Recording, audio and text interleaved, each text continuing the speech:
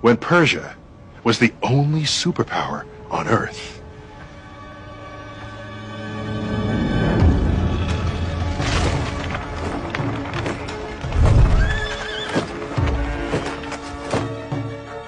These great kings worshipped a god named Ahura Mazda, whose origins in time are lost to us. His prophet was Zoroaster.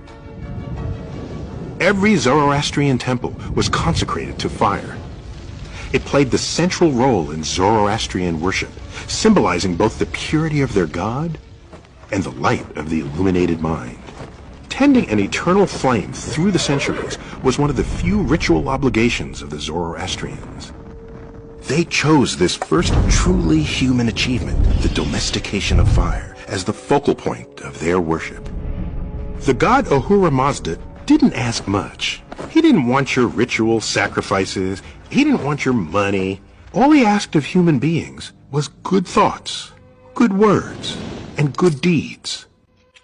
But for some reason, most people couldn't fulfill these simple requests.